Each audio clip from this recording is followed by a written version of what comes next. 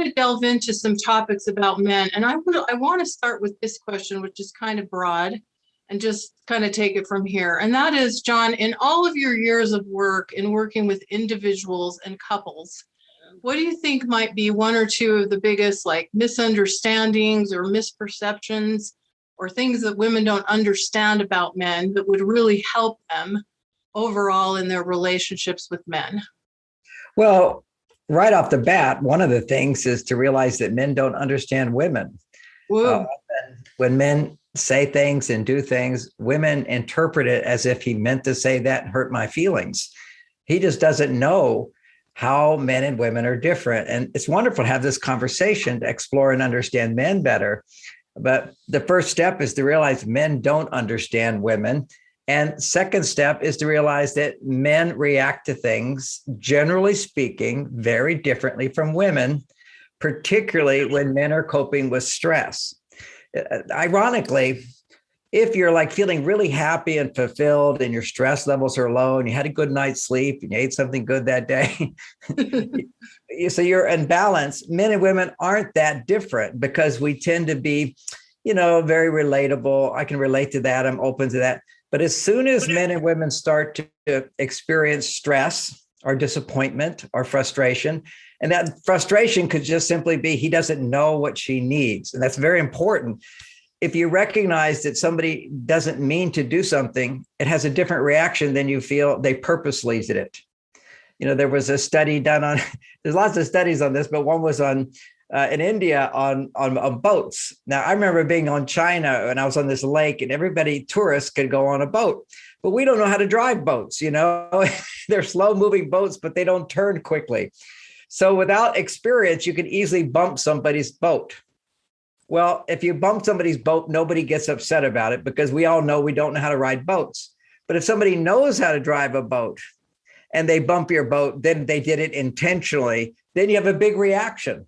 So intention is really, really key to how we react to each other. And we have to realize that much of the time we think our partners are intentionally not being loving when actually they're just having a normal reaction that has nothing to do with you.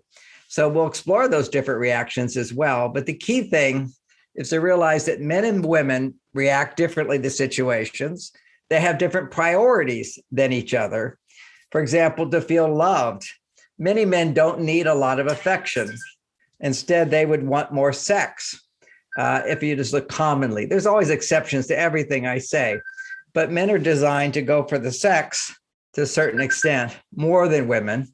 And women are going to go for more safety, security, affection, warmth, and men don't necessarily relate to that. And now let's bring it down to a biological level. The hormone that makes men feel good, that creates well-being in men, is testosterone. He needs 10 times more than women, and women need 10 times more estrogen than men. Now, that's really important. Estrogen's more about feelings and emotions and intuition and relationship, and testosterone is more about sacrifice, overcoming hurdles, solving problems, facing challenges, feeling successful. So not that women don't thrive when they're successful, they're making testosterone, except women need to make more estrogen, and estrogen can push testosterone down, and testosterone can push estrogen down. So they, like a seesaw, they balance each other.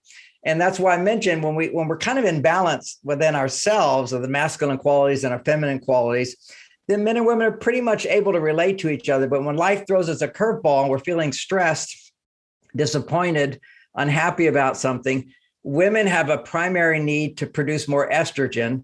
Men have a primary need to produce more testosterone. How do you produce testosterone if you're a man? Well, one way is to disconnect from anything that produces estrogen, which would be his girlfriend or his wife. So that's called men's cave time. And for women, when she's experiencing stress, to feel good, one of the things that raises estrogen is connection, talking, sharing. And he's pulling away from talking and sharing to feel better, and she's wanting to talk more to feel better. So without an understanding, we end up stepping on each other's toes all the time. And then we conclude it must have been intentional, and we get upset rather than be understanding of nobody's meaning to upset each other. And our behaviors don't mean we don't love each other. It's just sometimes we have to behave the way we need to behave for ourselves to feel good so that we can give more affection and warmth. So bottom line, I was about to say, where women will want more affection. Why? Because biologically, if she needs more estrogen, by affection will increase a hormone called oxytocin, which will then allow estrogen to go up. And for men, oxytocin doesn't increase testosterone. So we don't have a drive towards oxytocin. We can learn to do it as a way of connecting with a woman. And if we realize that by connecting with her through affection, we're actually helping her and making her feel good, then we're being successful. And then being affectionate can raise testosterone. But a man has to understand, he just doesn't understand how important affection is. And women will often say, well, he was very affectionate in the beginning. Mm-hmm. And I laugh and I say, that's because he can only touch your shoulder and your hands and your head. Right. He's got his gradually get to the other stuff. And then he thinks, why touch the hands and the head and the shoulders? You know, what's the big deal with hugs? But he can learn. Right. Well, this is so fascinating, John. This is so fascinating. I love that you started with this, that men don't really understand women, because here we're trying to understand men. But if we understand that men don't understand women, that's a real gateway, isn't it?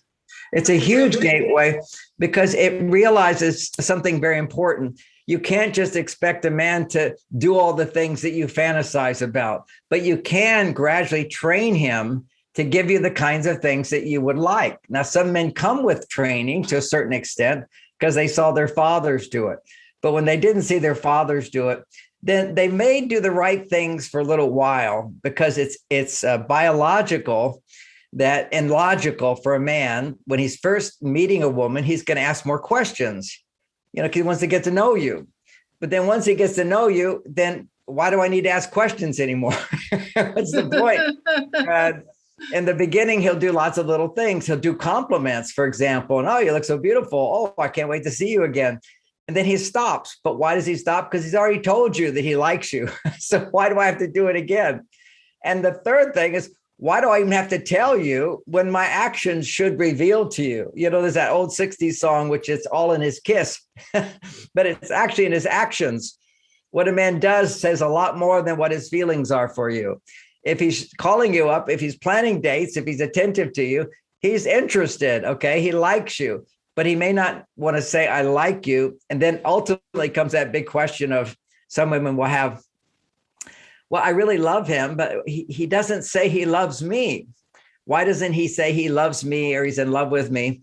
And men have a big stop sign quite often because we've been in relationships before and we felt love and we might have communicated love. And then when the relationship ended, the woman said, but you love me, as if saying I love you means I want to marry you. It doesn't, okay? And he knows that. He may feel love, but he doesn't want to say it because quite often when you say it, his experience is many women will feel, but you promised. He didn't promise anything. And we'll take it to a whole nother level of, you know, when it comes to sex. Quite often a woman, now modern women, a lot of them don't have this, but still this pervades, it's still out there, is that if a man has sex with you, then that must mean he's being monogamous with you.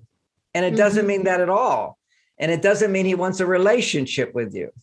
Because when we talk about understanding men look, it's like a part of our brain that regulates sex is very unconscious. It's the one part of our body that's most vulnerable that we can't control. It just happens.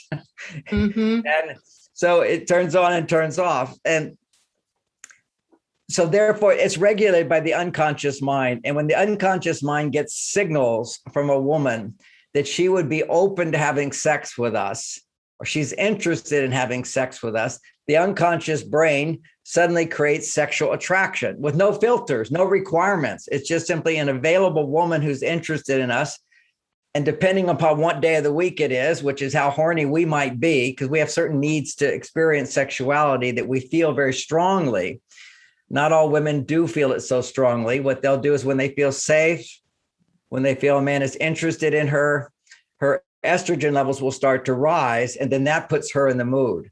Whereas so she has way more requirements. Now, that makes sense, doesn't it? Because if a thousands of years, if a woman was just to have sex with anybody and have a baby, well, that wouldn't be smart. You want to make sure you filter out all the guys that are not that interested in you to follow through as fathers if you're going to have a baby. Whereas today with birth control, that's women can say, well, that doesn't matter anymore, except that we've got a whole hormonal system that's built up that adapted for civilization and evolution and so forth. And so women have more requirements before they're going to feel sexual. Men have very few requirements to feel sexual, except a green light. Right. and a green light in a place, maybe, right? What was that again? I said a green light and maybe a place. A place. You're right. You'll find a place. And it's not that we're all that superficial, but the urges are that superficial. They're animal. Okay. We're animals in a sense, and not just men, but women are animals too.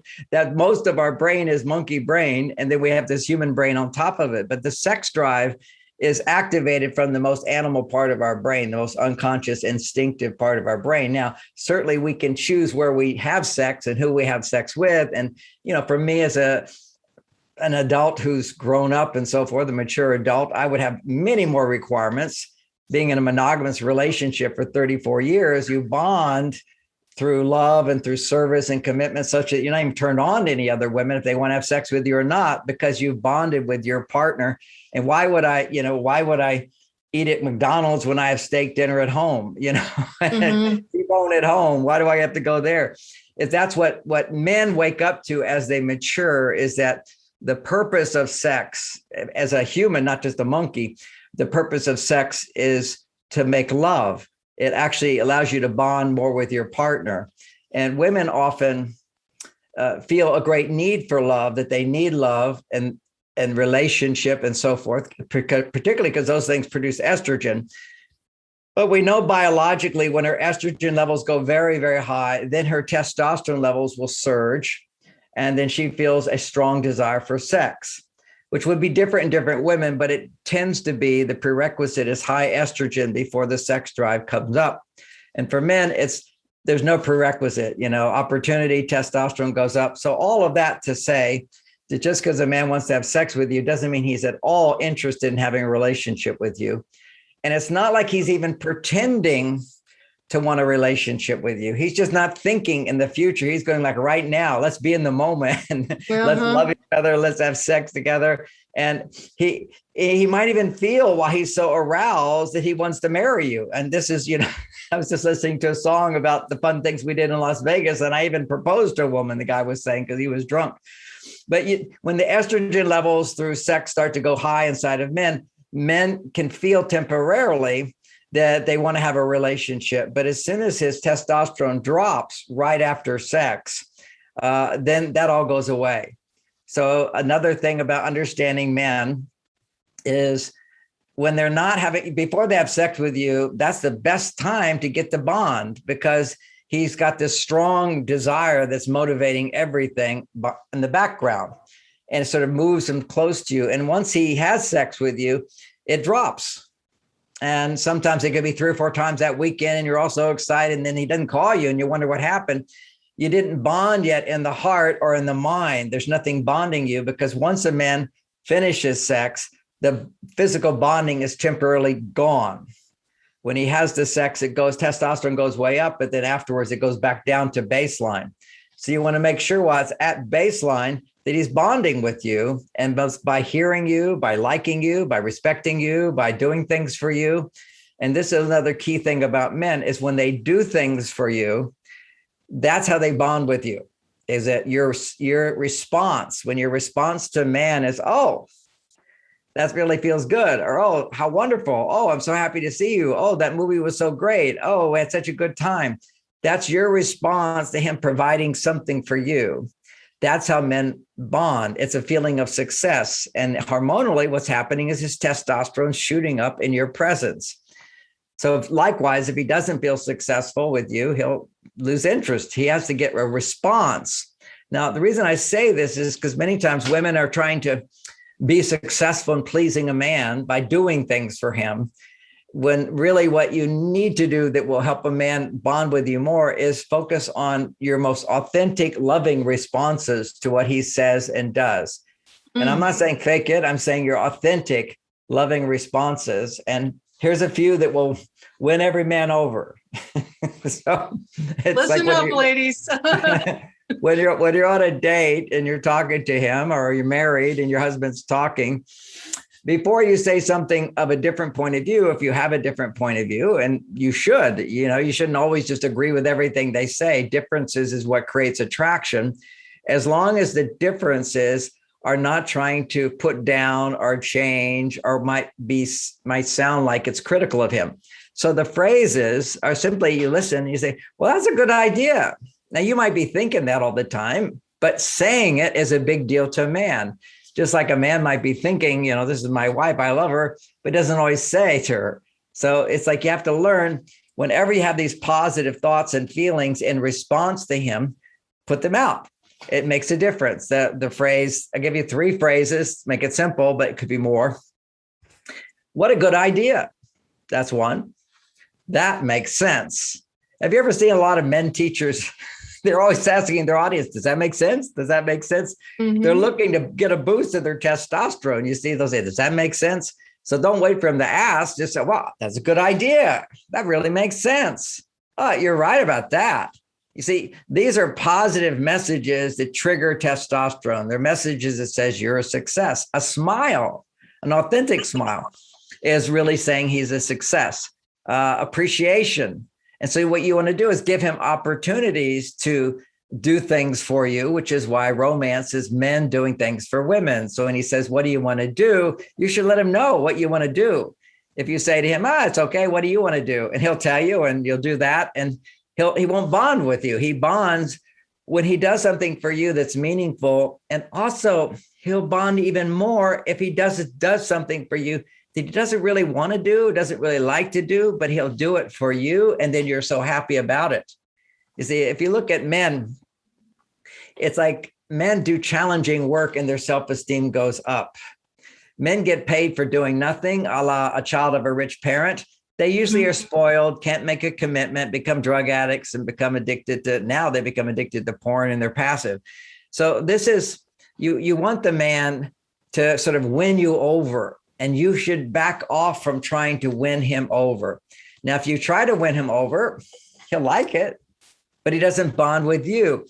As one cartoon said, is it really true, as she's talking to the therapist, is it really true that if I have sex right away with a man, he'll like me less? And you say, well, partially. He'll like you less, but he'll like himself more. It's going to be bored. That's good. True. So he has to do something to get in there, so to speak. And it's so much more meaningful to him. And you don't want to lead him on and everything, but at the same time, and I'm not talking about playing games, I'm talking about being authentic to yourself, because quite often we lose our authenticity if we're a people pleaser. To the extent that your father wasn't available to you, either you're not interested in men, which is not the people listening to this, or you're a people pleaser. It naturally happens. And another sign, if you're an extreme people pleaser, because your dad was really not available to you, you might have the tendency to get turned on right away to the wrong men. And if you have a pattern of that, of getting turned on right away to men that you don't know and don't know you, that's fantasy. That's not real. That's the same thing as men being turned on to porn. Mm-hmm. It's all just an illusion. So it's like, really, you want to test the man before you let it become more intimate with him by revealing yourself first mentally. You want to share your thoughts. And so that's step 2. Once you're making a man feel comfortable with positive comments, like, what a good idea. That makes sense. Well, you're right about that. Then when he's talking about something, then you start practicing having a different point of view if you do, and never hold back. You see, people pleasing is always trying to agree with others and say what they want to hear. Don't do that. You see, the more authentic you are, and sometimes that's called, people would say, oh, you're being hard to get. We're not talking playing games here. We're just saying being honest, but do it in a way that will work. So that would look like having a different point of view after first telling him what a good idea he has, and then saying, I have a different point of view on it, and expressing your point of view with no attachment to trying to change his point of view. See, that's the thing that is the failure of dating, is the failure of marriage, is that we can be different. Differences actually create attraction.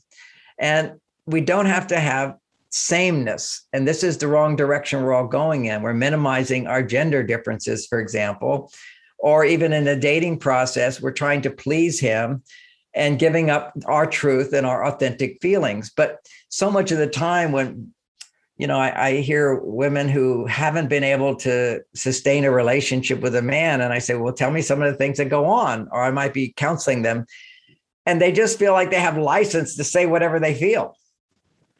And you just don't, in any setting, you feel what you feel and you speak what's appropriately true to you, and take into consideration how that might sound to the other person. And you can't just throw negativity out there as well.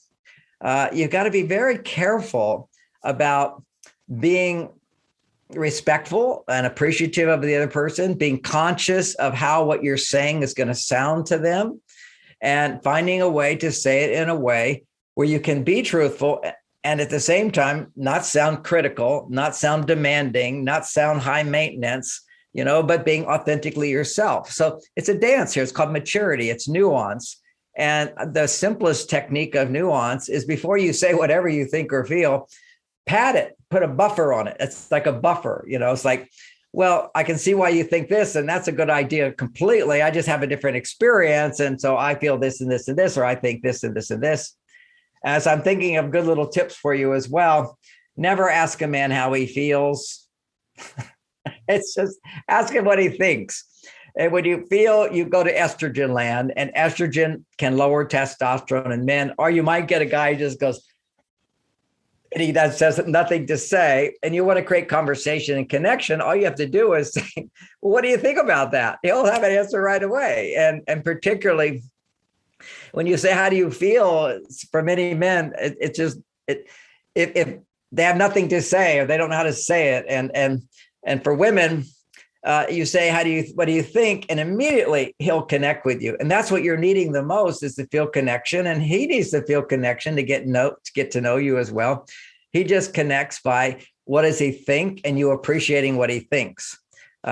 He, on the other hand, I'd be telling him, be sure to explore how she feels, and be attentive to how she feels, and be validating to how she feels, and being careful not to try to interrupt her with solutions. Now, reason I say that, women, is because you'll be talking to a guy. He doesn't know everything I'm teaching here. He's not trained. So you'll be talking, and he's going to talk over you. And you're going to, oh, another guy talking over me. But you have to realize he doesn't realize he's talking over you. He doesn't realize he's telling you, oh, don't worry about that. He's like a fireman. Get out of the house. I'll solve it. He wants to get a solution. That's going to build his testosterone. And you could easily take that as like, he doesn't want to hear me. He doesn't respect me. He thinks I couldn't come up with that solution myself. I remember the beginning of my marriage with Bonnie, she was complaining about her job. And I said, oh, honey, you should just quit that job if you don't like it. She looked at me like, of course I like my job. And of course I know I can quit my job when I want. Then I'm thinking, well, why are you telling me about how bad your job is? So we understand that, you might call it chit chat, you can call it sharing feelings, however you want to do it. But it's a way of connecting and relating to each other in different ways. Men do not instinctively understand that. And the men that are really good at that, they're going to overtalk you. And they're oblivious of how they're throwing the polarity off in the relationship. And then you'll be, oh, he just cares about himself, or he's so needy. He's so self-obsessed. So when he's talking, and you're at the same time training him to be that way by showing interest and what are you feeling and why else do you feel that way? And you'll keep asking him. It's amazing how good women are at interviewing. They can just get into, because they want to feel that connection. There's two ways to connect. And this is a wonderful metaphor. It's very, very primal. Here's a poker and here's a hole. Okay. And this is how we connect, right? We all understand that. Now, I can be this and connect with you that way, or I can be this and you can connect with me that way. But that's going against your biological hormone system. And what that means, I haven't explained it, is when you're listening, If you're sharing over here and I'm listening, what am I doing? I'm going deeper and deeper into you. I'm penetrating you. So when a man is listening to you, he's actually going on his male side and connecting to his own female side through you by relating to you. That's what you want to create. If you're over here as the female going to his male side, then he's going to go to his female side. And where did his male side go? He can't connect to his male side through you. Right. Man. So there's a wisdom, there's a power of heterosexual relationship where he gets to grow. And this is my experience. I've never heard anybody teach this because nobody's a gender master. They haven't misspent 40 years of their life teaching gender. So, this is like really understanding men is to realize men can go to their female side and whine and complain and have addictions. When a man have addictions, it's low testosterone and always high estrogen. They're going, see, the estrogen is produced when you're dependent on something outside yourself to feel good. You're dependent on something outside yourself to give you pleasure. That's all estrogen stimulating. Now, I want estrogen. I just need to have a lot more testosterone. If I don't have a lot more testosterone, then I become addicted. I become overly dependent on things that aren't good for me. I also have negative emotions. All negative emotions in men are when their estrogen levels are surging and their testosterone is low. When a man has high testosterone, he can also have high estrogen as long as it stays his authentic level of testosterone. That's a romantic man. See, a romantic man is, I'm doing business. I'm mainly doing my male side. I'm mainly doing testosterone. You're not always thinking, I love this person. You might wish right. well, but I'm not in love with him and share my life with him, right? So I'm on my male side, but I anticipate coming home to my wife and my family, or if I'm single, I'm going on a date. So just anticipating that keeps me human and in terms of having testosterone and some estrogen in my body. And this is what we need. Relationships help men become more. What I told Bonnie when I married her, I said, after a few months, I said, you've given like a color to my life. I wasn't even aware my life was like black and white. It was solving problems. But women bring a whole bouquet of flowers and colors and look at the little things that we go on walks and she'd be loving nature.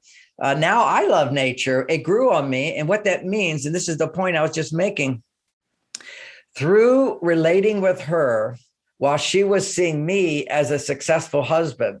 All right. So she's seeing me as a successful husband. So my testosterone is high.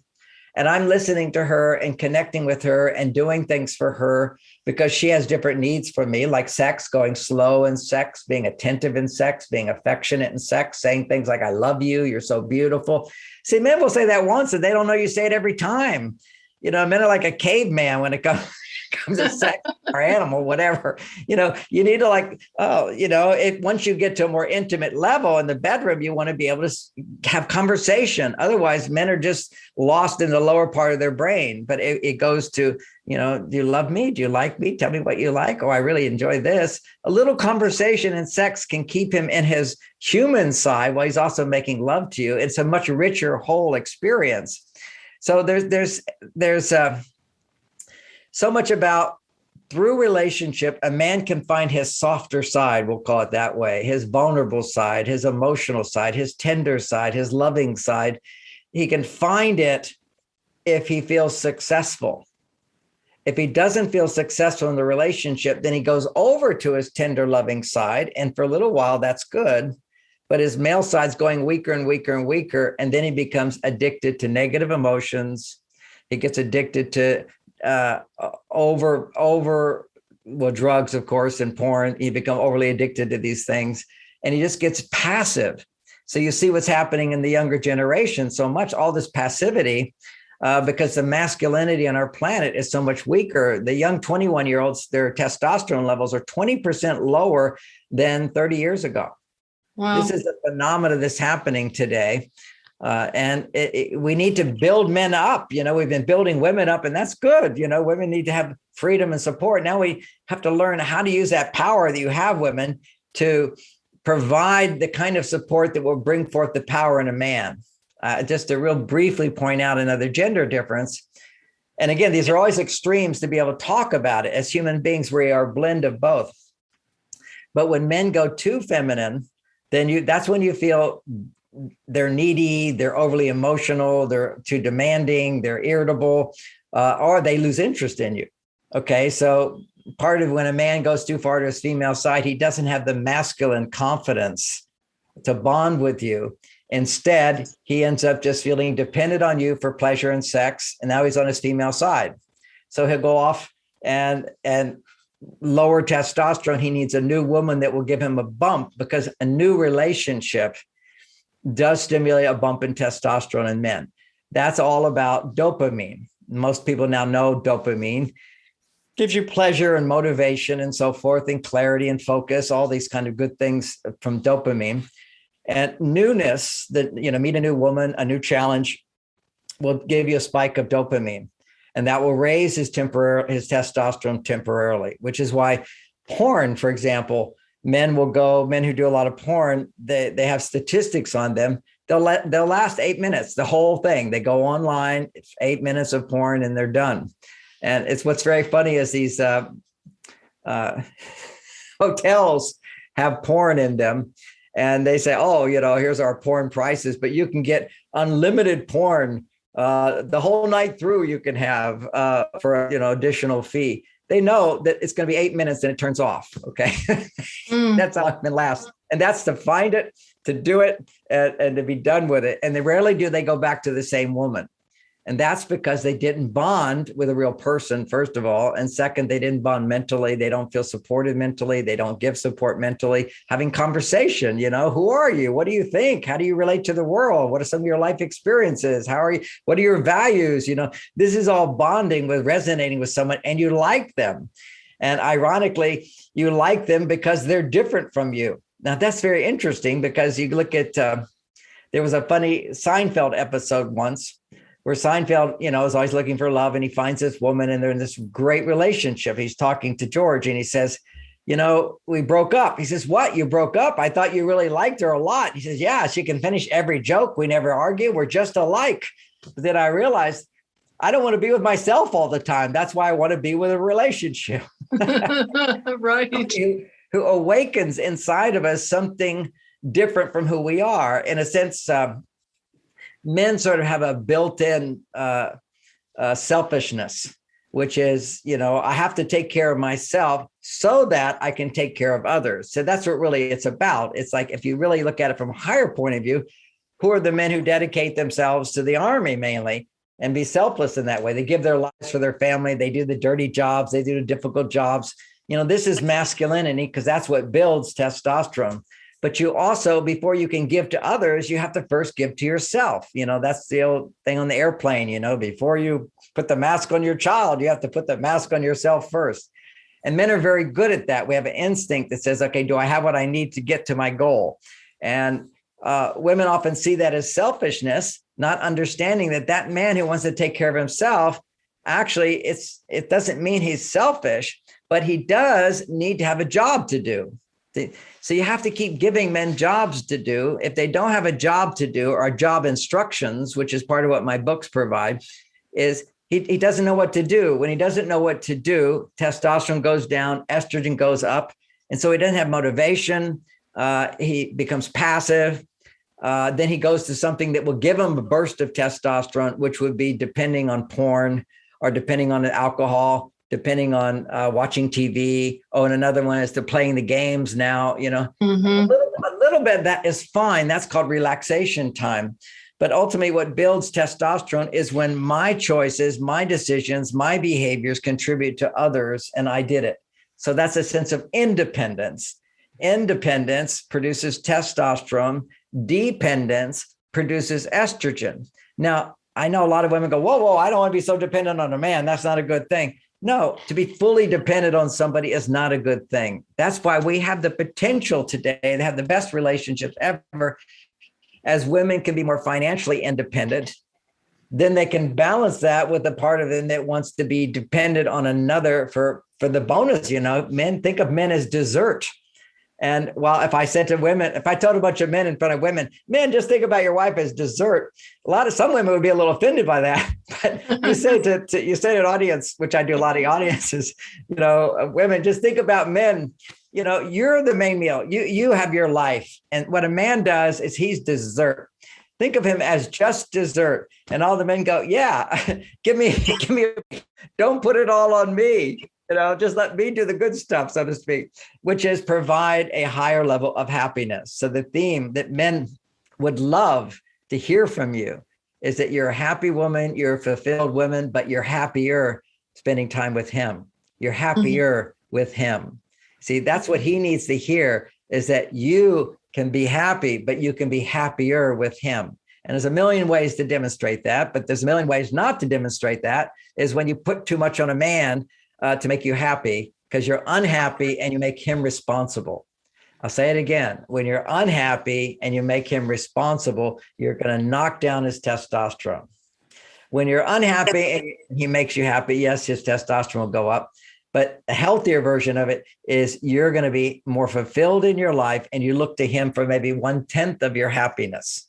But it's the best part of it. It's the extra. It's the growth part. It's to grow in love through intimacy and through sharing and through connecting. And to keep in mind that as you become deeper in love, because some of you are dating a guy and you're getting closer, getting married, and you want to, how do I get him to marry me, whatever. Patience, but also to know sometimes you have to tell him, I'm on a clock here, for some of you on a clock, and I love you. I wish it could be you, but it doesn't look like you're interested in that. And I'm not going to make you wrong for that. And I'm not going to pressure you in now, but I just want you to know that I'm starting to close down, and I want more than anything for it to be you, but I also have other things I need. And if I want to have a child, or I don't want to wait around for you, I'm going to move on, even though I think you're the best catch in the world. So you see, you have to say both things, and then you have to give it some space for him to make a decision on his own to do something. Because you don't want to be the one who said he should do something, and he doesn't want to be the one that you said you should do this. It should be always people's choice, but you have to inform him, and you do it in such a way that always makes him feel that he's a great guy. Because that's the key to a man being attracted to you.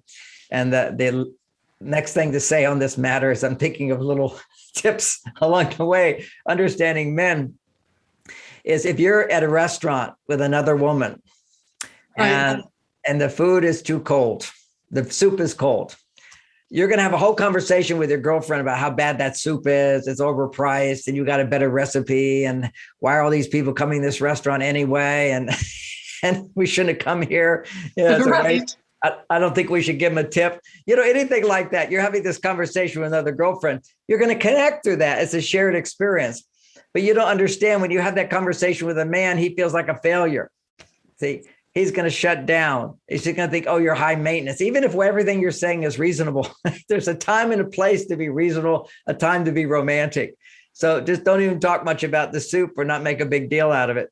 But he's going to say, and by the way, I just said a magic $1 million phrase right there, the best phrase you can ever use with a man. It's not a big deal, but I think I'd rather something else. Okay. It's not a big deal. The other day when you called me, I thought you were going to do this. You didn't. I was a bit disappointed. What I really would love is this: always follow what you like and what you really love. And I know you didn't mean to do that, and it's not a big deal. See, that phrase, it's not a big deal, is so potent, because emotions, negative emotions, which are in the tone of your voice, say, this is a big deal. And whenever you say to a man, this is a big deal, you inflate it up, he will minimize it. That's just the way life is. If somebody goes up, the other person is going to get defensive and minimize and bring it back to what he considers to be reasonable and not emotional. And ultimately, if something is purely reasonable, it has no emotion at all. Just as pure emotion has no reason at all. You want to find reasonable emotions. And my reasonable emotions in my world, at least the way I look at it, it's only positive emotions. Those are the ones that are really reasonable. You can be disappointed about things, but it's not a big deal. The old book, it's Don't Sweat the Small Stuff, and it's all small stuff. Yeah.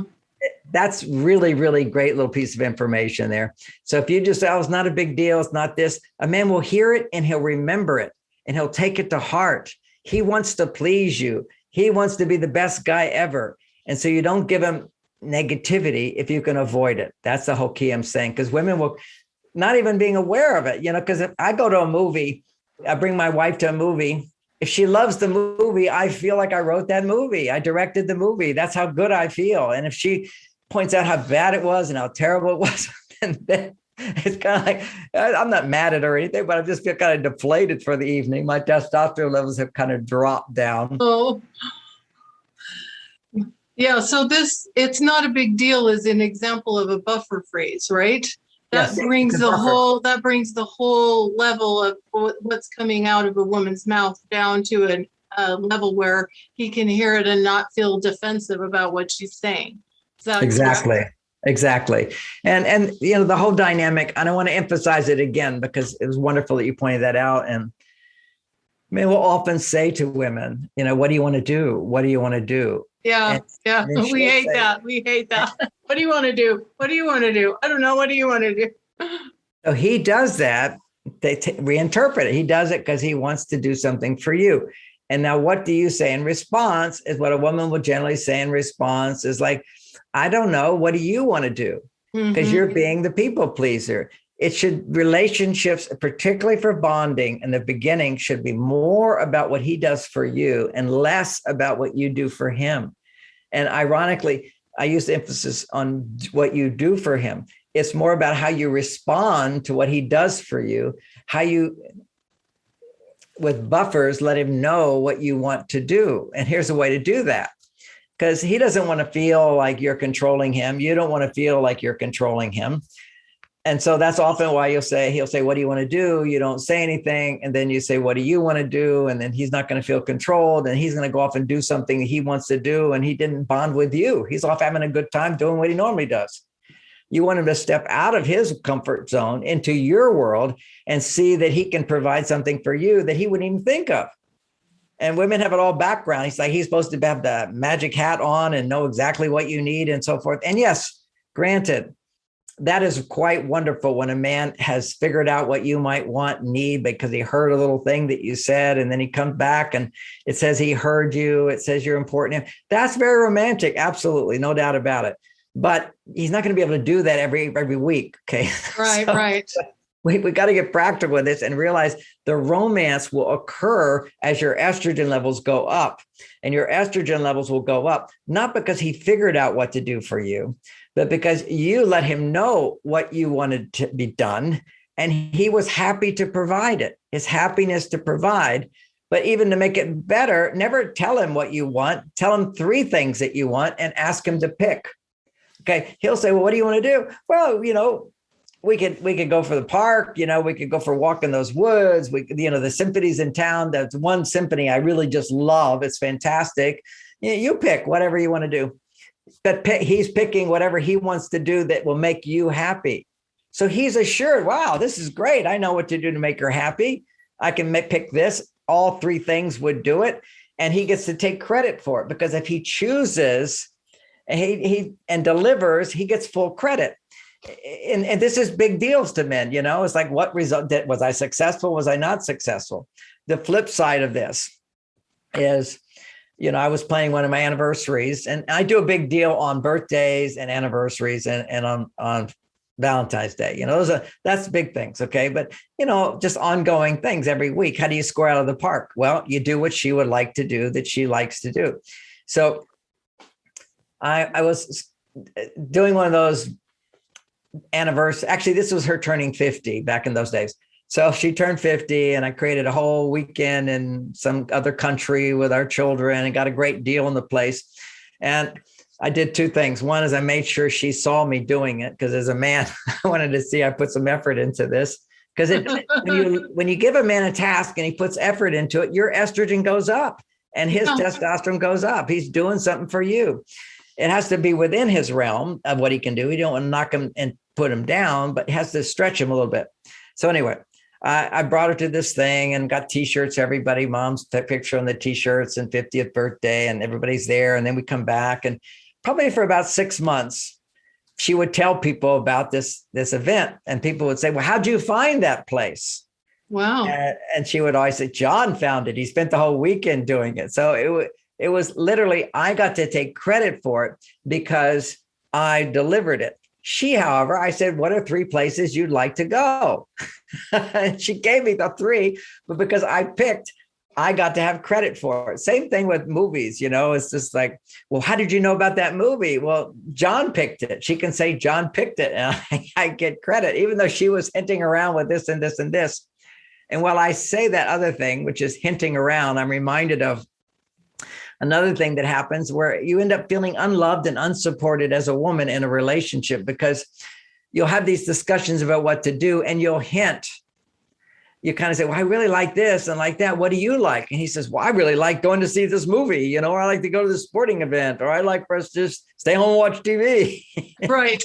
And you'll go, okay, because she's a people pleaser. She wants to please him. We're going to do what you want. And he'll do that for the rest of your relationship. And you'll start feeling like he never cares about me. He cares about you. This is the guy who gives his life for you. Doesn't mean he doesn't care about you. It means you didn't speak up and say, hey, last time we did that, this time I'd really like to do this, or we could do this, or we could do this. What do you think? Okay, will you pick? What do you think? There we go. What do you think? Yeah. Yeah, and I think the other piece that you already mentioned here that's good to put the accent on too is when you share what you'd like, give him those 3 choices, he gets to pick. He gets credit for picking and executing it. And then he gets that appreciation and that acknowledgement. That becomes a big win-win for both sides, which is really the kind of relationships we all want. Absolutely. And I feel appreciated. When you're appreciating somebody as a woman, how do you feel? Well, that's when you're happiest. You're in your receptive mode. I'm appreciating, and you're accepting what is, and it strengthens your ability to overcome some of our frustrations and difficulties. Is, what I've noticed that men just, I'm going to bring it back to understanding men. Men don't know that you could be bothered about something and that you could let it go 5 minutes later. He just doesn't know that. And you want to give him almost a hint at that terminology at times. It's like, yeah, I was upset for a little while. Then I realized and I remembered all the wonderful things you do for me, and it just went away. See, you have to explain women to him, because he does not, back to our first point, he does not understand women. You could be upset about something, and he will defend himself to death, but you're making a big deal out of it. But that's not exactly what happened. But I didn't say that. You go into this, if you sort of just within yourself, it's not a big deal. That's one way of lightening. And another is, I just need to talk about this for a few minutes and I'll be done with it.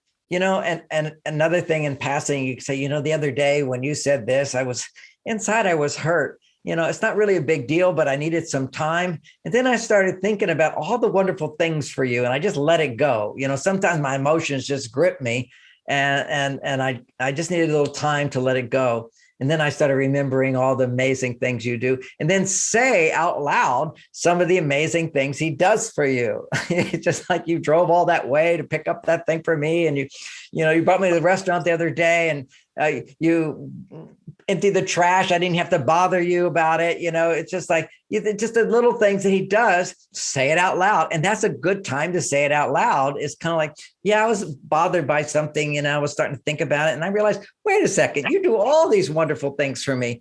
Then he starts getting an inkling of how do you process things? What do you think about things? And he starts to realize, boy, I shouldn't keep doing a lot of little things for her. Otherwise she'll have reasons to not like me. So this is how you have to sort of gradually educate a man into what matters for you in a way that isn't trying to say, you should do this, you should read John Gray's book, you should take, that men should do this, and you're my husband, you should do this. That's not going to work with him, just as it doesn't work for a husband to say to his wife, you should read John Gray's book, and you should do this, and you should do this, you should do this. But having said that, I'm sure many women who maybe have never read Men Are From Mars are like thinking, wow, this is some good information. How do I get him to read it? Yeah, exactly. I bet you've had more than one woman say to a man, you should read John Gray's book. Right. You read John Gray's book. You're the one that needs to do all the work and change it. That's right. So that never works, but you can use your subtleties. There's nuances here. You could You could just maybe even have Men Are From Mars on the bookshelf, and he never read it, but you could take the new book, which is Beyond Mars and Venus, that we're kind of talking about here. Mm-hmm. And you say, I was reading John Gray's Mars book, and he wrote this chapter on how men and women are different, and men need more testosterone, and they need cave time. Can you look at that one little section and tell me if you think that's true? And then he's looking at the book to see if it's true, because he's the expert. Now I love it. I love it. That is a great tip, John. I love that. And that's only if they haven't read if they've already read Men Are From Mars and forgotten about it. But if you haven't read Men Are From Mars, that's just so classic. If you go to the chapter on men go to their caves, every man will relate to that. And you say, he's talking about men and women, and he's so right on when he talks about me. Then he talks about men, and I just don't. I need a little feedback on this. Will you read this section about men and tell me if it's true? So he becomes the expert, because he's a man. You should know whether it's true or not. And then he'll look at it and go, I like this guy. I like this guy. Also, I've got that TED Talk. I've got a few, but the best one is in the red shirt. And I think it's Mars brain, Venus brain, something like that. But it's really funny. Men like humor. They need to lighten up. It's not a big deal. We just don't know better. We have to, you have to give them an out when anybody has an out. And it's kind of like the whole concept of, instead of punishing people, forgiving people and learning lessons. And that's what makes relationships great, is we learn to do that. And ultimately it's realizing we really don't know what we're doing. We don't really understand each other, but we think we do. Okay. And we think they should know. That's the thing we started out with. Is this in part, this might be an obvious question, but I have to ask it. Is this in part because we expect that men think like us or feel like us or are going to respond like us, and vice versa? Men think women are going to think and respond like them. I mean, that may seem like an obvious question, but is that part of the challenge we have? That's chapter 1 of Men Are From Mars, Women Are From Venus. It's the whole premise of this, is how we tend to misinterpret each other, is because we tend to have different reactions, and we think we don't really feel that different because we're connecting. So how could you react like that? How could you say something like that? How could you be light about that? How can you be so heavy about that? Why are you complaining about that? We have different reactions to things. And in Men Are From Mars, I just said it's because we're different. It's like we're from different planets. Now, in this book is great, which is I brought it into the biology. I mean, literally every difference I talked about in Men Are From Mars, you can now explain it happens because when she does this to him, like, for example, when he interrupts her and wants to give her a solution, why is he doing that? Does he think that you can't solve it yourself? Does he think that you're inadequate? Does he not care about you? Does he put himself above you? No, it's that if there's a problem and you're talking about it, his job is to solve the problem. So in solving problems will increase testosterone in him. So that's what feels good, is to give solutions. So we're always going to move towards what feels good. And if you're a woman and your husband seems to be ignoring you and neglecting you, you want to talk, and you want to talk about, maybe there's not that many good things to talk about in your mind. So you start talking about problems. You want to connect. What does he think? What's he feel? What's going on? He's like thinking, why are you complaining to me? Why aren't you happy? Don't you see all the things I've done for you? And so you would learn that if a woman is stressed, she needs to talk about problems. And that if she's not stressed, she'll talk about how wonderful things are. Men love to hear that for sure. But if you're stressed, your brain, and this is unique to women more than men, under moderate stress, you'll have 10 times more bias of looking at negative things than positive things. Now, men under big stress, like big problems they can't solve, then a man's brain will go into a bias of seeing everything that's wrong. But a woman will go into that with little levels of stress at the adrenaline level, which means is a problem. Let's talk about it. And so the brain will start focusing on negative things. But if she talks about it and somebody listens without trying to change her or fix her, but just connects with her by listening, then her estrogen levels will go up. Her stress levels will go down. Men don't know that. They just don't know. They think if you're unhappy in any way, we'll talk you through it by telling you you're wrong. and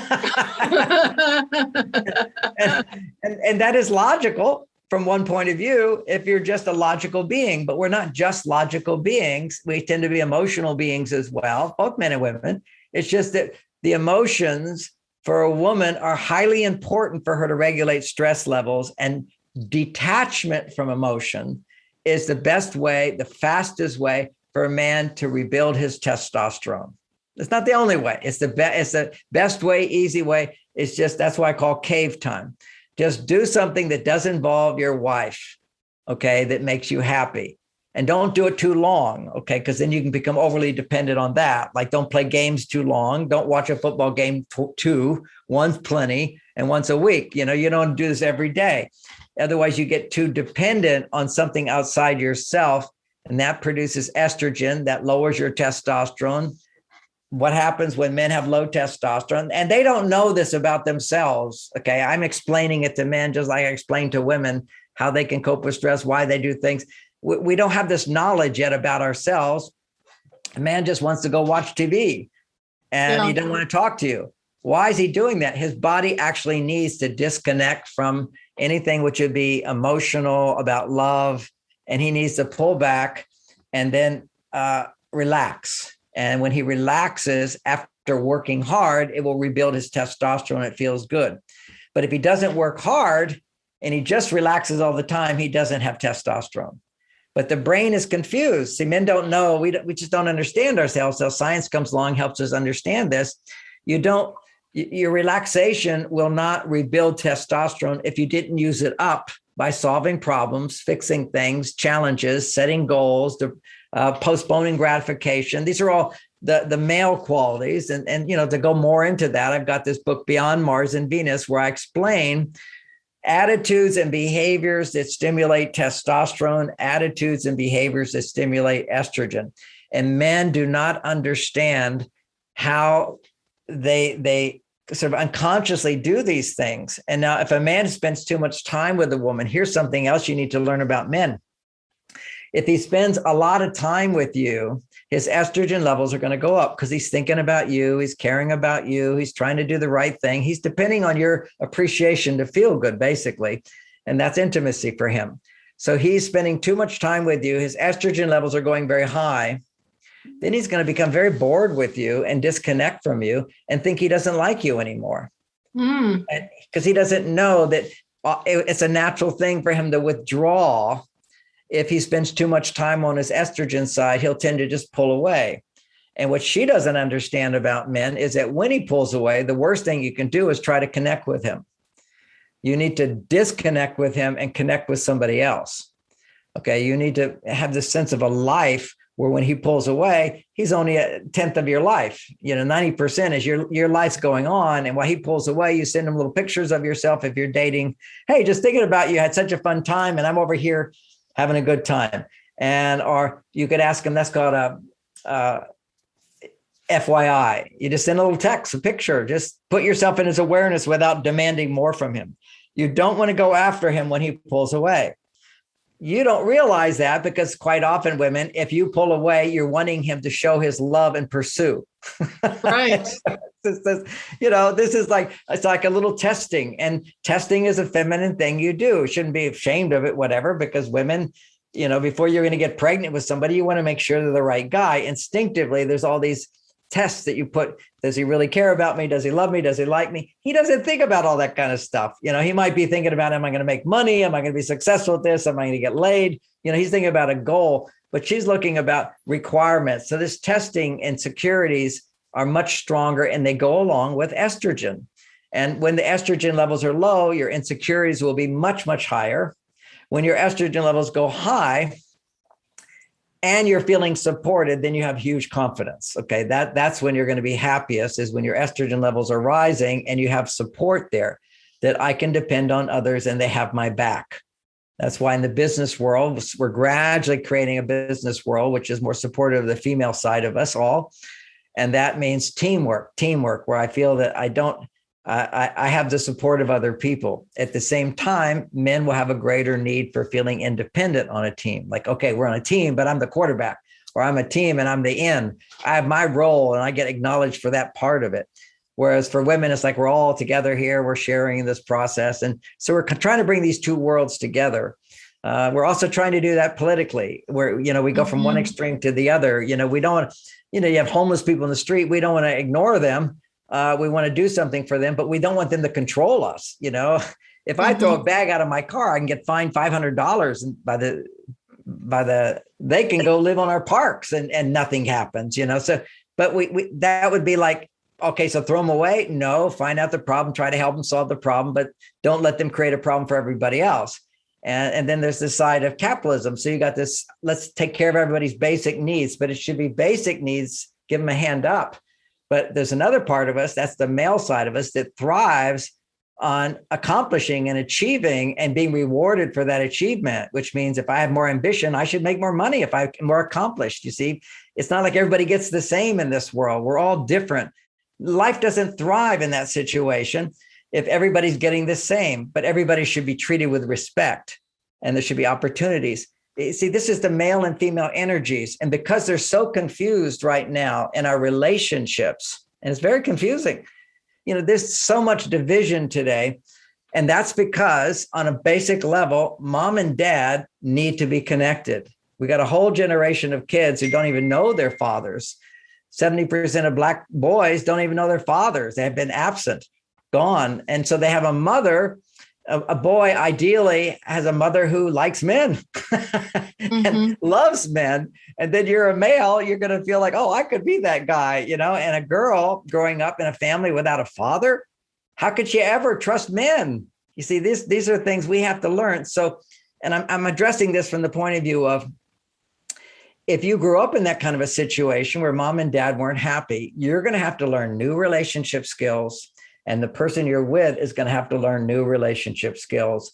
And that's a journey. So you need good guidance. And the last thing I'm going to say, because I know you're going to bring on a lot of other experts on this whole thing, and everything experts say, I want to suggest that you take it with a grain of salt, even what I say, because these things can be easily misinterpreted. And I have a thing about men talking about men, because I don't think men understand themselves at all quite often. It's like, I remember once a magazine article said, single women, here you get to find out what what are men really thinking from 30 different eligible bachelors in their 30s. What you're going to find is, what are men thinking from men who've been married, who are in love, who can make a commitment? And I read that, I just laughed. I said, these all men, they're single, they're going to stay single, and you're going to get to know how they think. And that way they think is going to keep them single. You have to understand how men think from men who actually love women, commit to women, and learn how to have a good relationship with women. And that's a rare thing. So, Michelle, your program here is so, so needed to bring in different experts in these different presentations that you're going to help people with. And I always happy to be a part of it.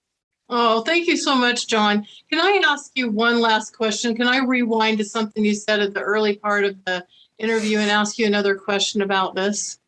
Certainly.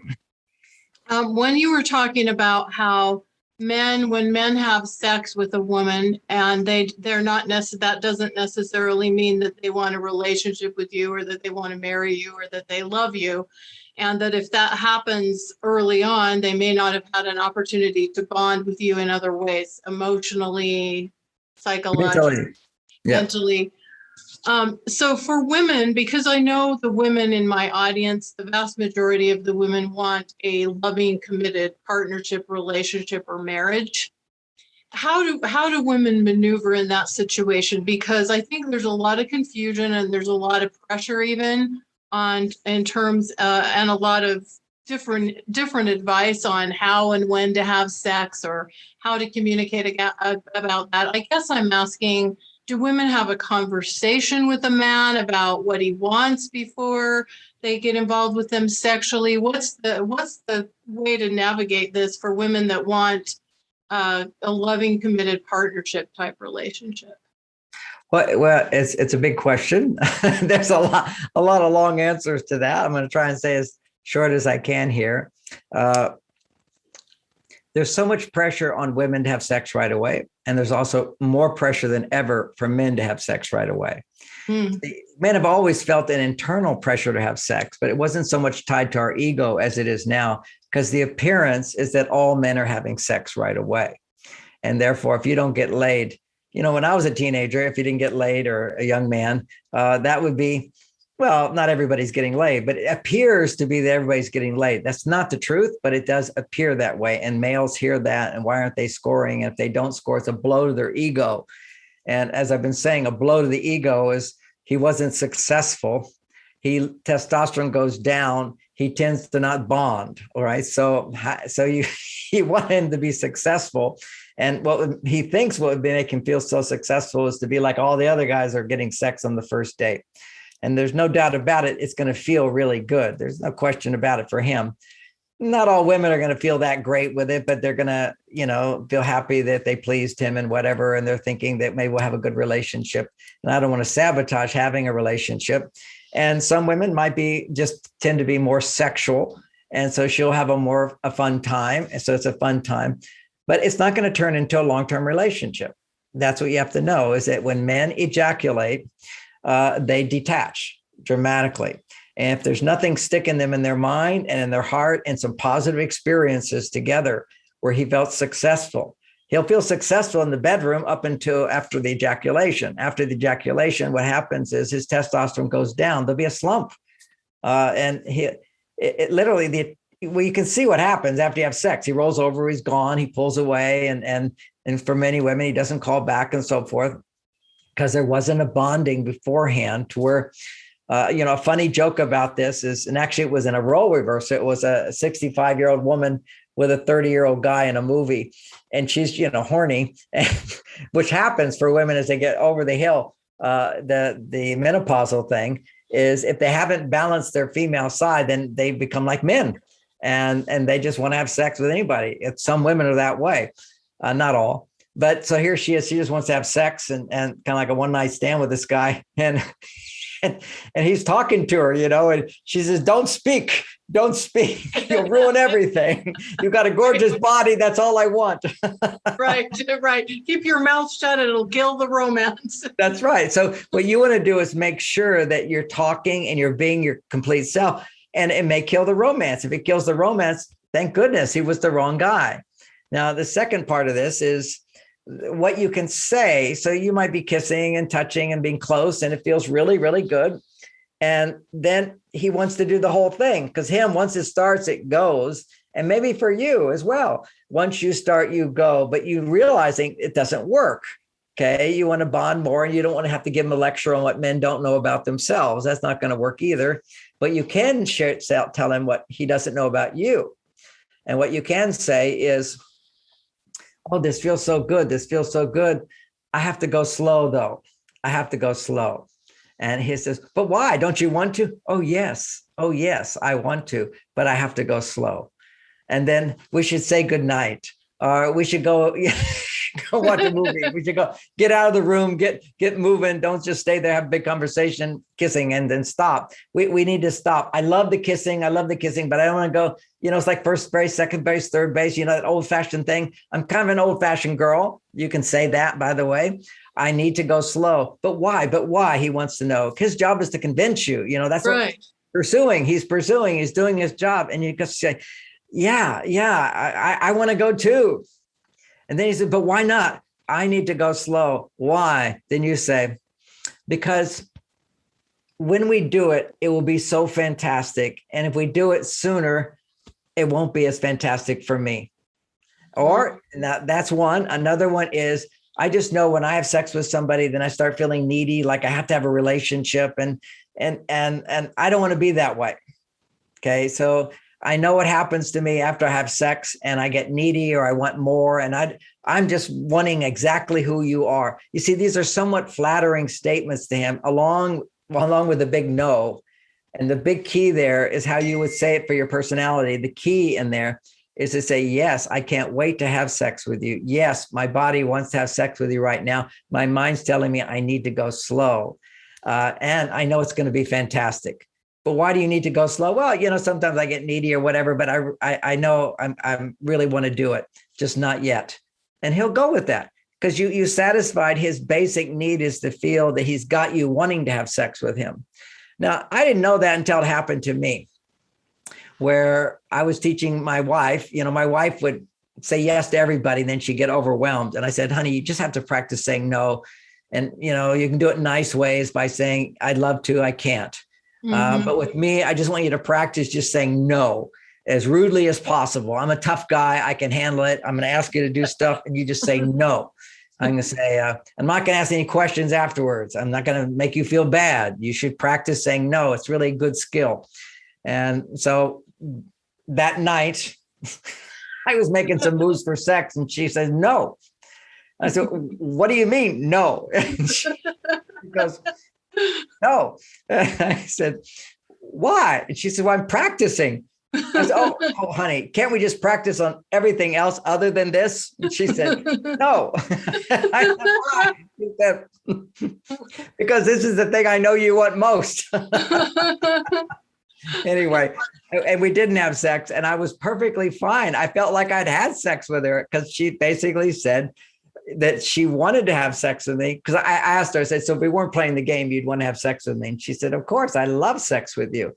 That's what I needed to hear. And that's what a man needs to hear. He doesn't actually have to have the act of it.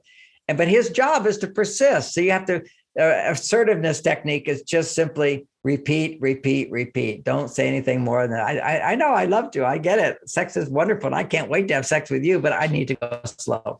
And then you'll satisfy that pressure he has to score. So we didn't have sex, but she wanted to. Yeah. And then he doesn't feel rejected. And then also a woman can be in tune with what feels right for her. She's not giving it out of pressure or out of obligation or out of trying to manipulate or control what's happening in the relationship.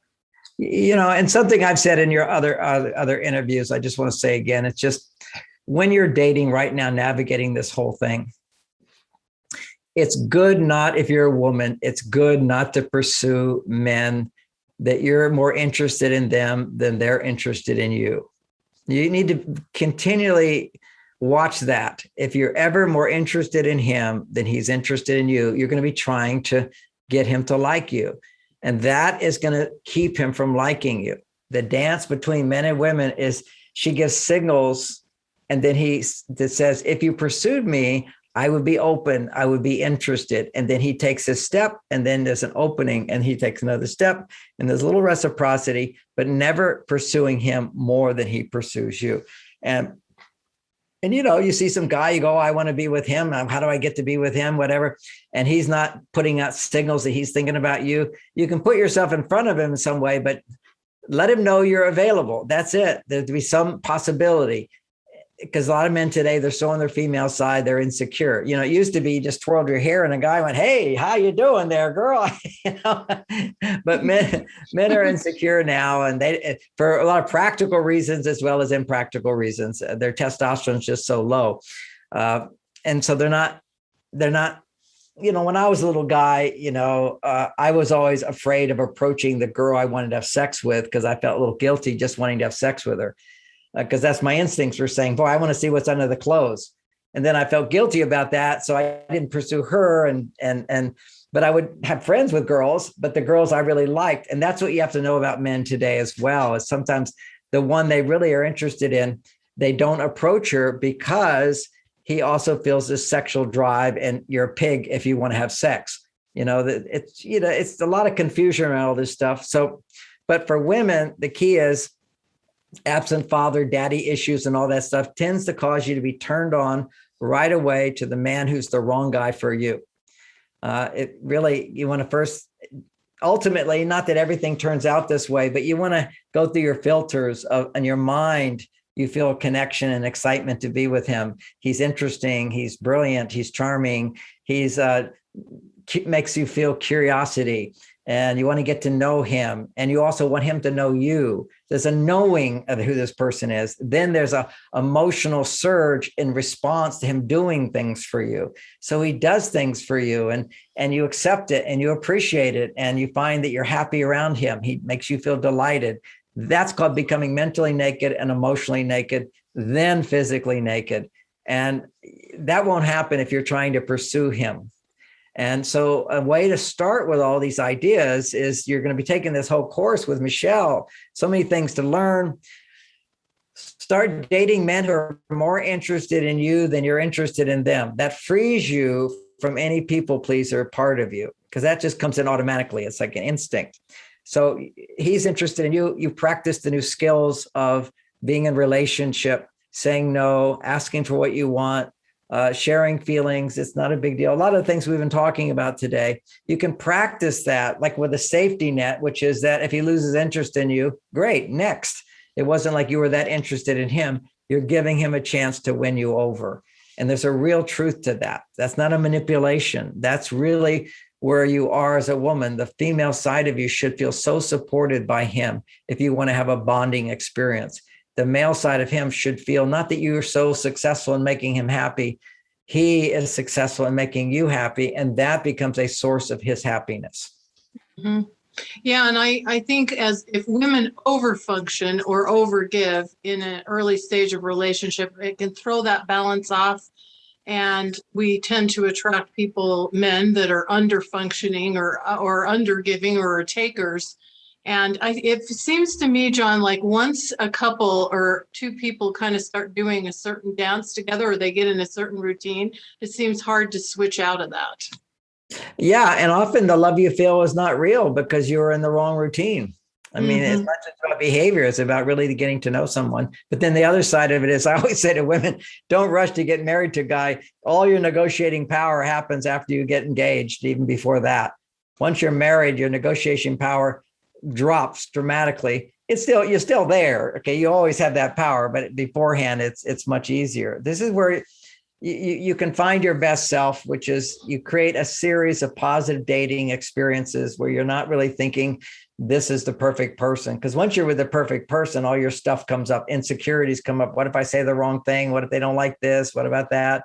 So, but if you found that person, they found you and you're there, you can still practice these things. But if you were to come to my house and see it, you think, what a beautiful house I have. And yet, if you wanted to come by my house, you'd hire people to see what's wrong with it. And that's what happens to men, and it happens to women. Once you start dating and you start to get serious, then you hire people, your brain hires, okay, but what about this? And what about this? And what about this? And at that time, men will start to pull away. And it's really easy for other women that they haven't yet got to that stage with to seem very appealing, because he's not looking at what's wrong with them. He's looking at what's wrong with you. So you want to slowly build this bond. So you have all these positive experiences, because that's inevitably going to happen when you start thinking, I want to buy this house, so to speak.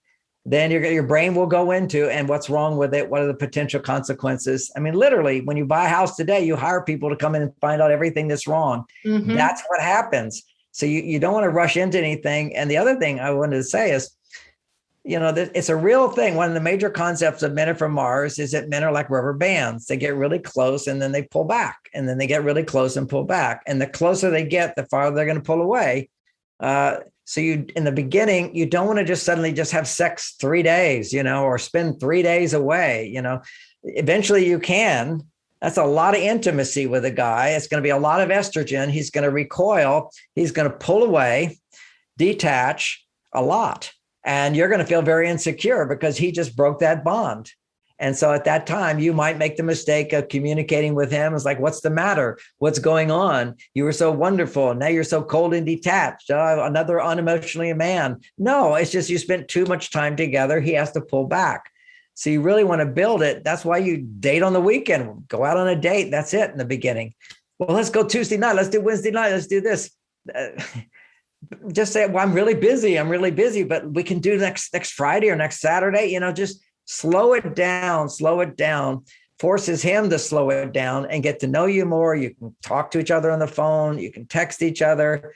And that's all great stuff. It's the physical contact where you get physically intimate. Too much, too soon causes men to repel too far and causes you to become needy in many cases. Mm-hmm. And when they're doing that rubber band thing or maybe going into the cave, that's also when sometimes they realize the depths of their feelings for a woman and how much they miss her, right? They also can get in touch with that. Exactly. The rubber band has more to do with cave time. He can just be busy working. He runs out of testosterone. He needs to have his time away. But rubber band is primarily because he feels very close to you. Relationships going good. I really like you. Maybe I'm starting to feel love for you. That's a lot of estrogen. And so he'll instinctively pull back. He doesn't understand why that's happening. And sometimes he makes the mistake of thinking, well, I guess she's not right for me. Just as if he pulls back, you might make the mistake of thinking, well, I guess he doesn't love me. And then you go tell him disaster. But if some guys don't pull back, they just want to, these are the more in touch with their female side guys. They can be very romantic. They can be very exciting. They can be very funny. They're very attentive. And then it's a big bang and then they're gone. They just poof, they disappear. And so what you do for those guys is you enjoy them, but then you have such a busy life that maybe next Saturday we can do it again, or on Wednesday we'll do it again. But they're going to push for more and more and more. And to a woman, that just seems like this is who this guy is. That's who he is. He's Dr. Jekyll, Mr. Hyde. Although it's really not the best analogy, he's Mr. Romantic and Mr. Go back to sleep. Don't let him exhaust himself giving to you. Don't let him go so far to his female side that he has to recoil. And that truth is why it was done in the past. Play hard to get. It's not play hard to get. Recognize that too much of a good thing is not a good thing right away. And then once you're married, too much of a good thing is not good right away, which is why you don't, what do you don't do? What you don't do is expect your partner to be all romantic and attentive and affectionate all the time. And that's another problem that happens when couples move in together. He's living in a separate apartment, house, whatever, and you're over here. So you're not together all the time. So he has a chance to back up and go again. Go back up and go in, go back up. And you are forced, in a sense, by that dynamic to attach to him and then detach. You're forced to detach and connect with other things. Women need attachment to a lot of things. Men primarily just need attachment to you. Okay, so we're really different, but then we get too much and then we come back and now we're wanting to have our results and success and all of that stuff in our life. So that's the dynamic. Don't give him into what he wants. It's always what you want. And I know that also you want to be loved. And so you think being loved is to give him what he wants. He'll be happy. He'll love you more. Just doesn't work that way. It works when you create enough distance from him so he can spring back to you and create distance and spring back. And quite often couples, in order to create that distance, if they don't consciously see what's happening, then they'll create these big arguments and fights, and then they pull away, and then they make up and they have great sex for a while, and then they make up. and it over time, it will kill the relationship, at least the passion in the relationship, because arguments and fights over time cause you to lose trust, and you start walking on minefields to avoid. Yes, anytime you express a lot of emotion, there's vulnerability with that, and sex can be great, but what prevents it from lasting a lifetime is having to walk on minefields. So one thing just to say in the context of many people listening today, you're thinking about what am I going to do in my next relationship? But a big thing you can take away from this whole series is what were the mistakes I made in my past relationship? Because it is a cliche, but its cliches are often true, which is before you can really have a loving relationship, you have to love yourself. And statistically, women after a painful breakup, after a divorce, will be 9 years before they get involved again, if they get involved. For a man, it's 3 years. Women have bigger trust issues. I really went for this guy. I love this guy, and he turned out to not work out. How can I trust myself again? Yeah. So that becomes a hard thing. And one of the ways to trust yourself again is to, take to heart everything I've said, is that women don't understand men and men don't understand women. And it's really about learning how to communicate our needs and our wishes in a way where a man can hear it, and then we can get what we need. Because when we don't get what we need, if you're a woman and you're not getting what you need in a relationship, you'll bring out the worst in a man, because a man thrives when he feels I can give you what you need. So there's an art, as I've been sort of exploring, how to communicate yourself to a man, how to interact with the man so that he feels successful and providing for you. And part of that, as I said a minute ago, is not making him provide for your happiness. He's there to make you happier. That's a really optimistic message today. We want to be more positive in our relationships, and we can do that when we're not overly dependent on each other. So to be on your estrogen side, women, you want to be dependent on him for only so much. And then there's so many other things that you can depend on for your happiness and your fulfillment in life, so that the world doesn't end if he disappears. Even though we all want to be the most special to each other, there's no doubt about that. But at the same time, the foundation of being so special to your partner, help him feel he can be successful. And that only is the case if you find a fulfillment inside yourself and you're also looking for more. There's kind of an attitude from our past relationships that have failed.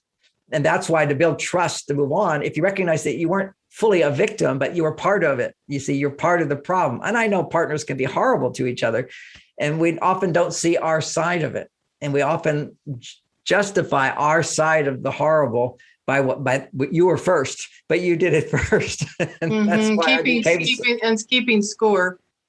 Keeping score is also a thing that happens, but also just not understanding how you unknowingly sabotage a relationship. A really sophisticated skill for a woman in a relationship is to never complain. And then the first thing women go, yeah, but how can I change him? I go, well, first, you picked him, don't change him. But what I know what you mean is, how can I get more? And you can get more by bringing more out of him. And it's common sense that people become more when they feel loved and appreciated, and you ask for help and they do it.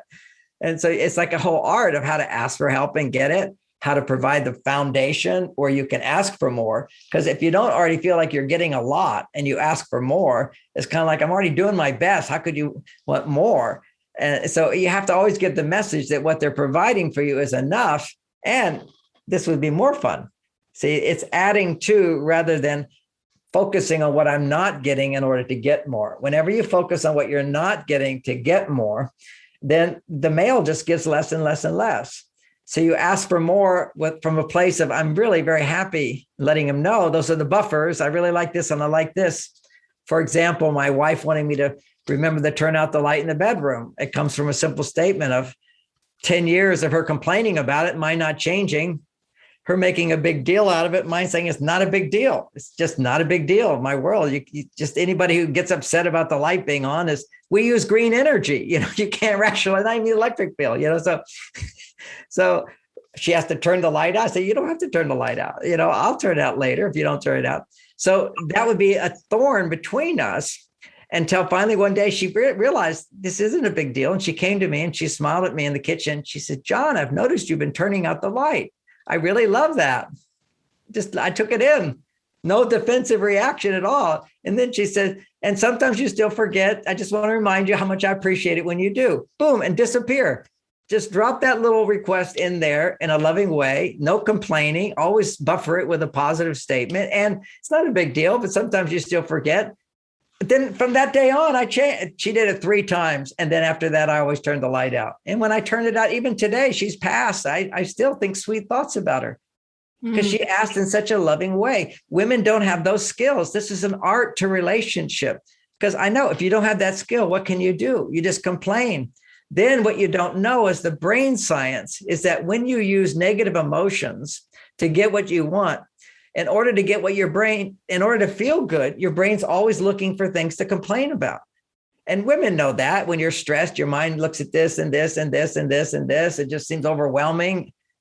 That's your brain. They call it automatic negative complaints. They're going on. You've got ants in your brain, automatic negative thoughts. They're just busy, busy, busy, busy. What's not working? What's not working? What's not working? You can't let go of it.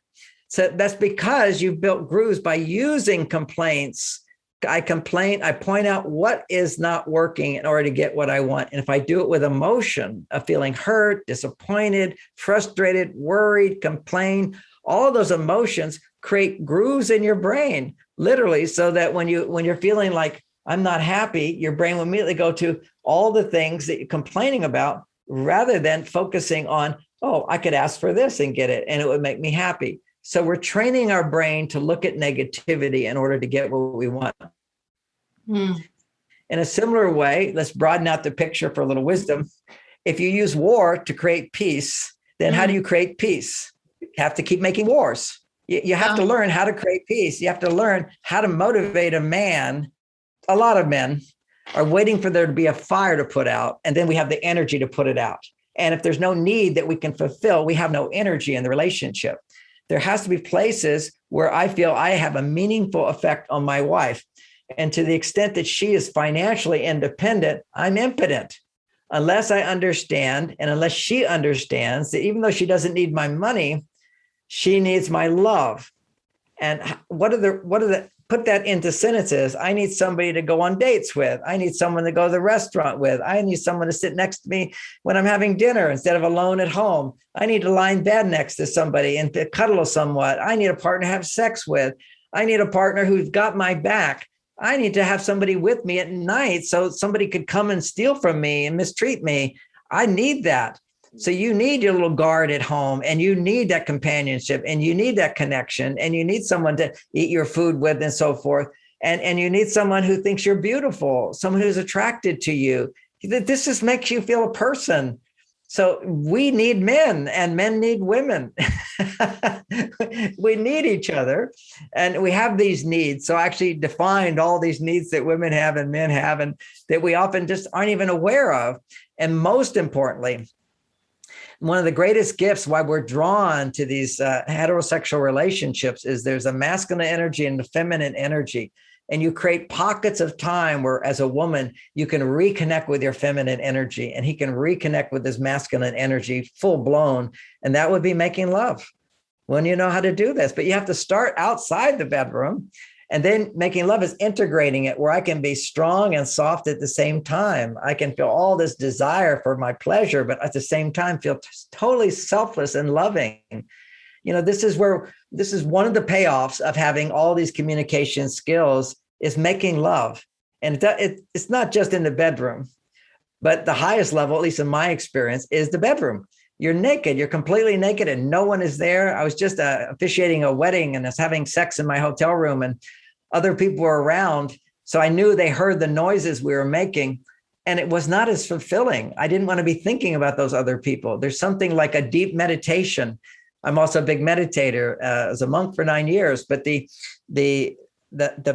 oneness that you have where you're not thinking about other people, nobody's listening and nothing's going on, just to be able to come together in that way. It's so special. This is what's possible for us. It's not like it's easy to achieve. It's impossible to achieve without guidance and understanding, unless we have it. If you already have it, then you know. If you don't know, you don't know. And when you don't know what you don't know. Right. That's the thing. You just can't know what you don't know. But what you can know is if you don't have it right now, then you don't know how to get it. That's where we have to become humble in our lives. If you don't have it, you don't know how to have it. Because if you knew, and what we want to do is escape from that level of humility and our arrogance, is we want to always blame it on, well, I know, but that person doesn't know. And clearly that person doesn't know either because they were with you. It takes two to tango. It takes two to tango. All right. Right. Well, John, this has been just a fascinating conversation, and I have just loved what you've shared today. I know this is going to be so incredibly valuable and help so many people. And I just am really, really grateful for your contribution to this event and past events. And it's always such a delight to learn from you. I mean, I just feel like we have the opportunity to sit at the feet of the master here, and it's really an honor. Thank you. Oh, well, thank you so much. It's a pleasure to spend this time with you and to know that I'm helping some people. That's really helpful. Yeah, and I do want to give you a chance. I know we've been on for a little while, but I do want to give you a chance to just share a little bit about your website and what people can find there at MarsVenus.com, and anything else you'd like to share about your work right now. Well, I think that if people like what I'm saying, would like to get more, we have all these wonderful video blogs at MarsVenus.com. MarsVenus.com, and we have a free class. If you just go right to the front page of MarsVenus.com, and it is how to get everything you want in your relationships. We also have a preview of a course soon to be released, which is called Understanding Men, which is what we did today. And that one will be through the words of my daughter, Lauren, who speaks Venusian quite well. And so she talks from woman to woman, how to understand men, and how to solve the problems that are so common today. And she does it in the way that better than I do. I'm the editor of the program, but she's the genius. I've sort of lost my momentum to write books when I have so many books already, and I have a chance to talk to so many people online. But she's really busy creating those online courses. And she got me to do the online course, How to Get Everything You Want in Your Relationships, and it's free. So go to MarsVenus.com. You can check that out. And you did mention, I'm also written books on holistic health and nutrition and so forth. If you're interested in those things, I have a free wellness guide for 32 of the most common problems. I don't deal with the big problems like cancer and dementia and those things, but brain performance, vitality, sexual energy, better sleep, anxiety, depression. These are the little things that lead to the big things. And there's natural solutions for all these things that can definitely help you if you're also creating better relationships. You see, it goes hand in hand, mind and body. The nutrition, the extra supplementation, the tips when it comes to your body, that provides the foundation. But you've got to use the mind, and you've got to have a relationship, and it all comes together for great health and a lifetime of love and happiness. Yeah. Well, thank you so much, John, for all of your work, and again for your contribution and generosity. It's always just wonderful to connect with you, and I'm really, really grateful to you. Thank you so much. You're welcome. You're welcome. And for everybody watching, we're so grateful to have you here as well, because the fact that you're here helps us to know that you're the kind of person that's committed to having an extraordinary life and extraordinary love. And we hope you'll join us for more of the Man Panel. Thank you so much. And thanks again, John. Take good care. Thank you.